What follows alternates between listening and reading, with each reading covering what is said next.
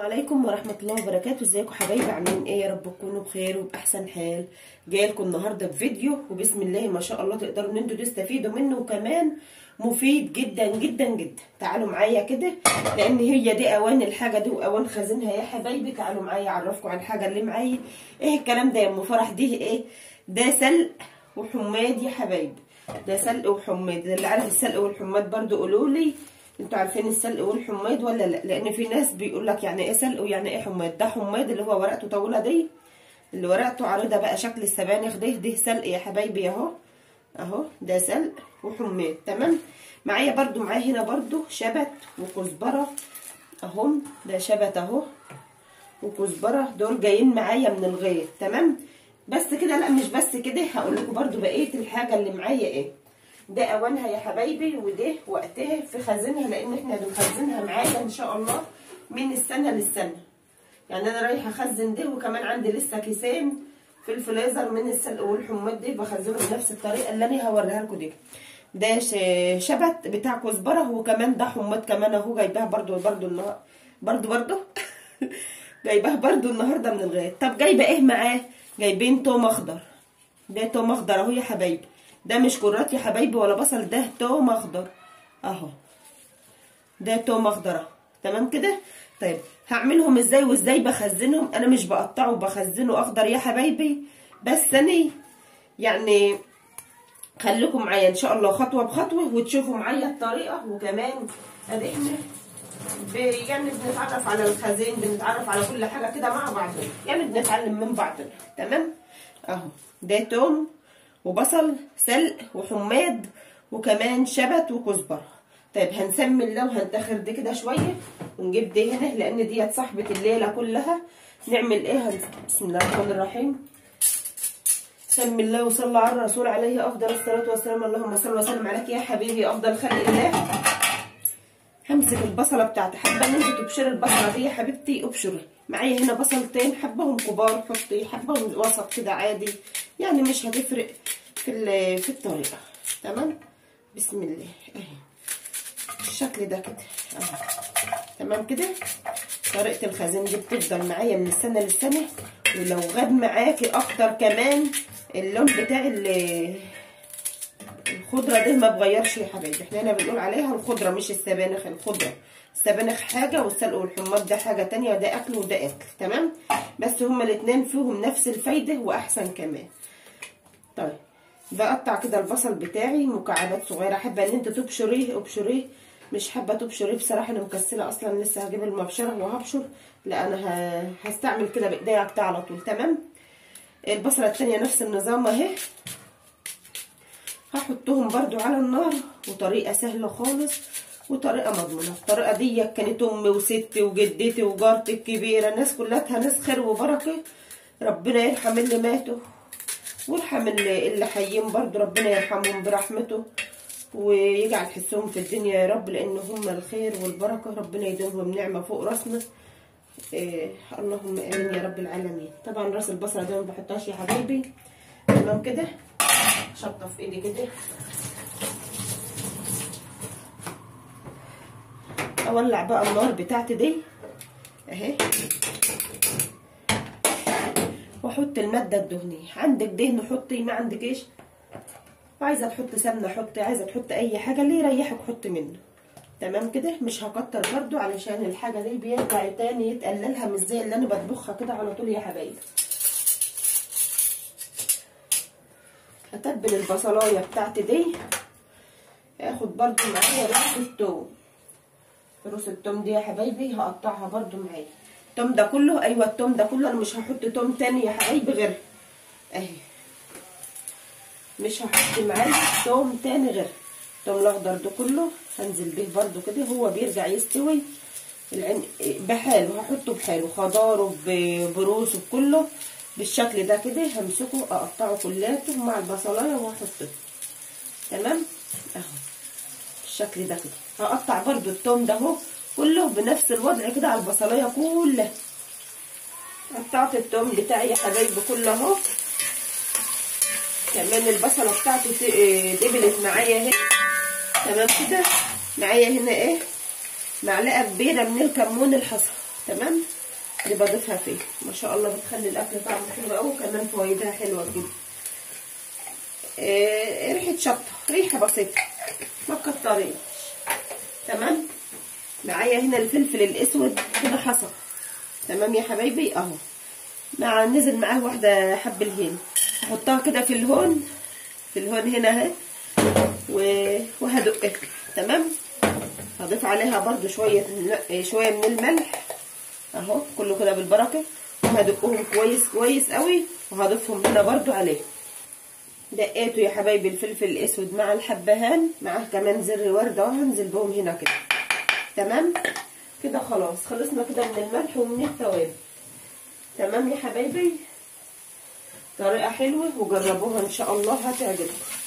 كده التتبيله بتاعتي ديت الثوم بالبصل ما شاء الله دبل وبقى زي الفل معايا.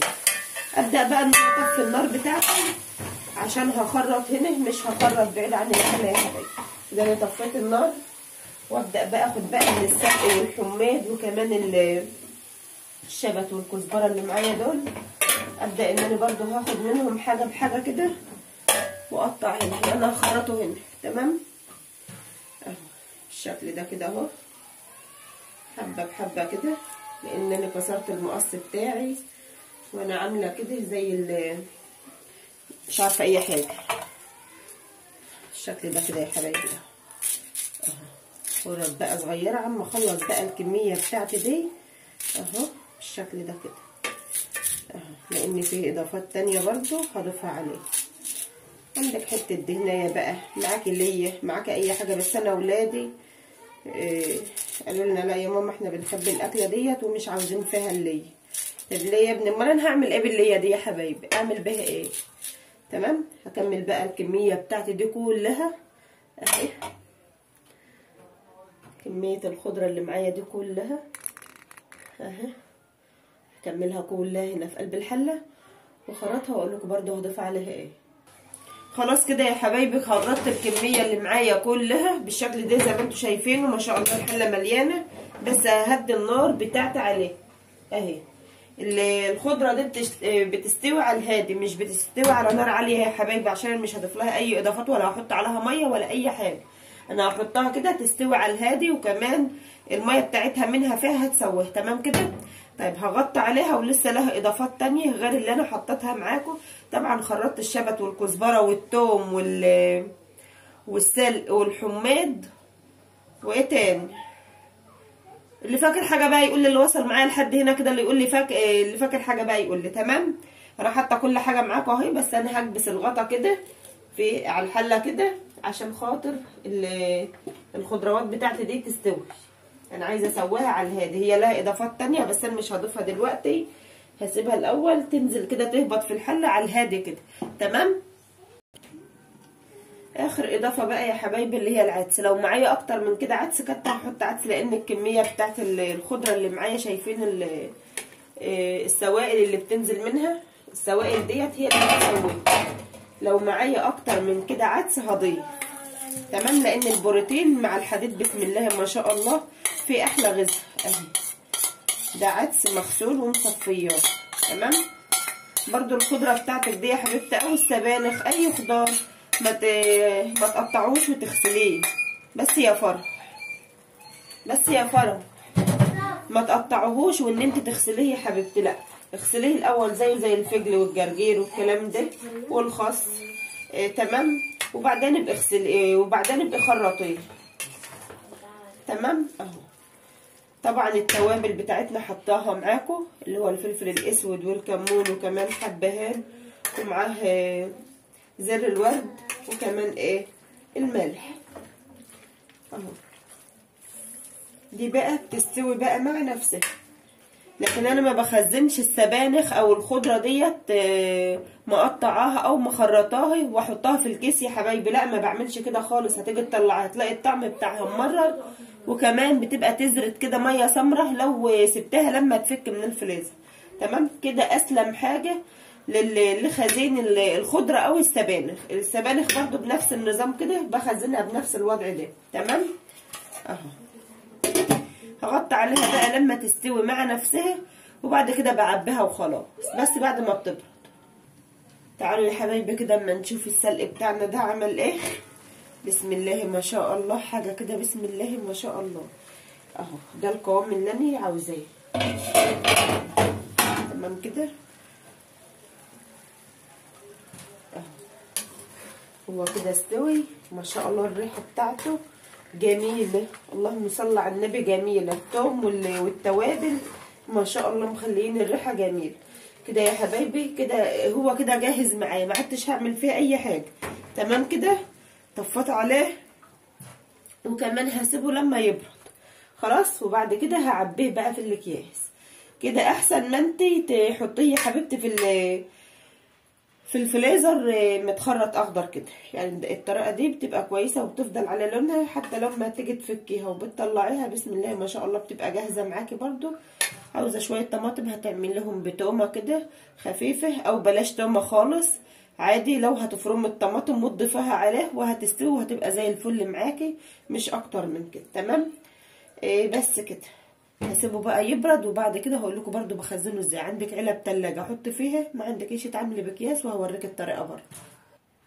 تعالوا بقى اما نعبيها الخضره بتاعتي بردت يا حبايبي. اكياس اللبن دي معايا بتبقى اسهل حاجه يعني بالنسبه ليا في الخزينه، لان الكيس بحط فيه الحاجه وبنساه. اهم حاجه تكون الحاجه بتاعتك بردت اهي. هي لسه معايا كمان فيها دفيان اهي اهي، بس مش دفيان يعني السخونيه اللي بالك فيه. تمام بالشكل ده كده. هنسمي الله بسم الله الرحمن الرحيم. يا رب بارك على مقدار طبختك انت بقى يا حبيبتي، وهتحطي اهي، لان شايفين الحله معايا ناشفه ازاي، ما فيهاش اي سوائل خالص اهو. تمام كده بالشكل ده كده اهو. وهكمل بقى دي لو قعدت معايا من السنه للسنه يا حبايبي. خلصت كده يا حبايب قلبي. عملت معايا الحمد لله 3 اكلات محترمين، يعني 3 اكلات حلوين يعني مش وحشين. تمام.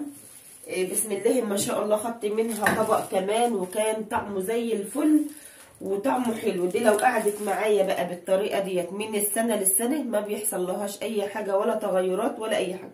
هي بتتحفظ على وضعها كده وبتبقى زي الفل. تطلعي الكيس وبتفرمي، حابه ان انت تفرمي عليه الطماطم وتحطها عليه خير وبركه عادي ما فيش مشكله. حابه ان انت تعمليها بشوربه دسمه برده عادي برده بتنفع وما فيش مشكله. حابه ان انت تقللها بقى تقليه بس لو خفه تومها يا حبيبتي. حابه ان انت تعملي تقليه خفيفه كده من التوم ومن البصل، اعملي برده عادي ما فيش مشكله بتبقى زي الفل. ليه بخزنها؟ لان في الصيف يا حبايبي الخضروات والحاجه ديت ما بتبقاش موجوده، موسمها في الشتاء مش في الصيف. تمام. يعني السلق، الحميد، الشبت، الكزبره، الحاجات دي كلها بيبقى الخير بتاع الفلاحه هنا في الطبيعي يعني بيكون متوفر بالنسبه لنا هنا في الشتاء. في الصيف الكلام ده احنا ما بنلاقوهوش، وكمان هو ما بيبقاش موجود، لان الخضروات دي بيبقى لها مواسم اللي هي فعلا في الشتاء بتبقى موجوده في اراضي الكتان، البنجر، الفول، البرسيم، الكلام ده موجوده عندنا ومتوفره بسم الله ما شاء الله. اهم حاجه ما تحطش الحاجه بتاعتك في الفريزر سخن. يا رب تقدروا تستفيدوا من فيديوهاتي واكون ضيفه خفيفه معاكم. اللي ما اشتركش في القناه فضلا وليس امرا يشترك ويدوس على كلمه الكل عشان يوصلوا كل جديد. نترككم في رعايه الله وامنه، والسلام عليكم ورحمه الله وبركاته.